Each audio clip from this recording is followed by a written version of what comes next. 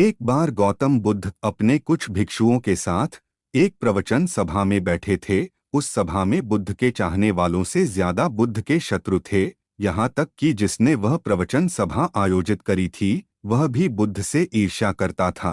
सभा का आयोजन राजा के महल में हुआ था, इसलिए राज्य के सभी मुख्य लोग वहां उपस्थित थे। बुद्ध सभा में जाने से पहले ही जानते थे कि सभा में उनके विरुद्ध कोई ना कोई षड्यंत्र अवश्य रचा जाएगा।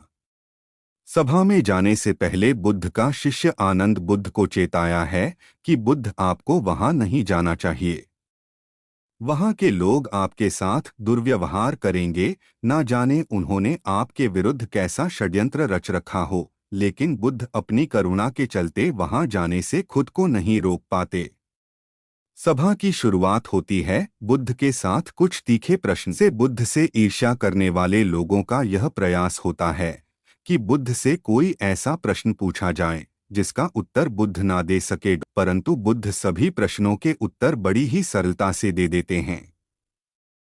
सभा में उपस्थित लगभग सभी लोग अपने अपने प्रश्न पूछ लेते हैं और उन्हें उनके उचित उत्तर भी मिल जाते हैं।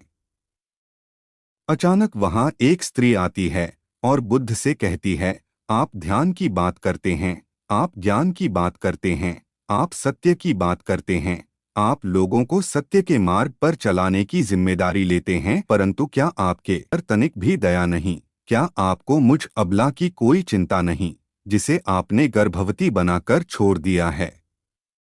क्या आपको मेरे पेट में पल रहे बच्चे की कोई चिंता नहीं? उस स्त्री की बात सुनते ही सभा में हड़कंप मच जाता है। सभी लोग एक दूसरे से बातें करने लगते हैं। उस सभा का ही एक व्यक्ति खड़ा होता है और कहता है, अरे, स्त्री के सौंदर्य के सामने तो बड़े बड़े ज्ञानियों ने घुटने टेक दिए, फिर ये बुद्ध क्या है? फिर कोई और खड़ा होता है और कहता है, हमें बुद्ध से यह उम्मीद नहीं थी कि बुद्ध इतना नीचे गिर जाएंगे। इसी तरह से सभा के बहुत सारे लोग खड़े होते हैं और बुद्ध को भला बुरा कहते हैं, बिना सत्य को जाने ही कि सत्य क्या है। लोग बुद्ध को भला बुरा कहना शुरू कर देते हैं। जब सभी लोग अपने अपने मन की भड़ास निकाल लेते हैं, तब राजा कहता है, बुद्ध आप अपनी सफाई में क्या कहना चाहेंगे? राजा भी बुद्ध ईर्ष्या करता था। वह चाहता था कि बुद्ध बदनाम हो जाए। यहाँ पर एक आवश्यक बात आपको समझनी चाहिए कि इस सारी घटना का बुद्ध पर कोई असर नहीं था। ना तो लोगों के अपशब्दों का बुद्ध पर कोई असर था और ना ही उस स्त्री के झूठे आरोप का। जानते हो क्यों? क्योंकि बुद्ध जानते थे कि सत्य क्या है, वह अपनी नज़र में ठीक थे।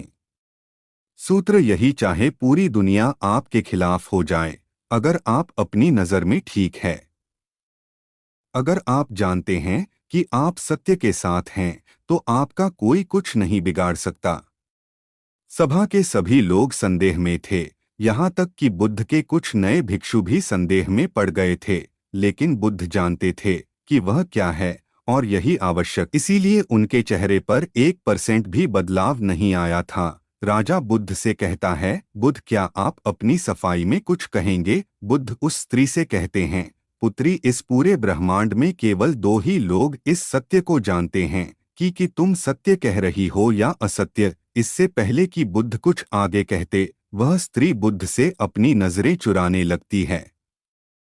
असत्य का सहारा लेने का अर्थ है कि आप अपने भीतर डर का बीज बो रहे हैं। अब यह बीज जैसे जैसे वृक्ष बनेगा, वैसे वैसे आपकी समस्याएं बढ़ती जाएंगी। उस सभा का ही एक व्यक्ति उस स्त्री से कहता है, तुमने बहुत बड़ी बात कही है। अगर यह गलत साबित हो गई तो तुम जानती हो ना कि तुम्हें क्या दंड दिया जाएगा। उस व्यक्ति की बात सुन उस स्त्री के हाथ पैर कांपने लगते हैं और वह तेजी से वहां से भागने लगती है। तेजी से भागने के कारण उस स्त्री ने अपने पेट से जो गठरी बांध रखी थी वह खुलकर जमीन पर गिर पड़ती है और सत्य सबके सामने आ जाता है। उस स्त्री ने अपने पेट से गठरी इस तरह से बांध रखी थी जिससे लग रहा था कि उसके पेट में बच्चा है। राजा उसी समय उस स्त्री को बंदी बनाने का आदेश देता है, परंतु बुद्ध के कहने पर उस स्त्री को क्षमा कर दिया जाता है। एक बात हमेशा याद रखना कि धैर्य और आपकी ही नज़रों में सही होना आपको बड़ी से बड़ी समस्या से बचा सकता है। दोस्तों, आपको कहानी कैसी लगी कमेंट बॉक्स में ज़रूर बताएं। दोस्तों, हम आशा करते हैं कि आपको बुद्ध और गर्भवती स्त्री की कहानी पसंद आई होगी।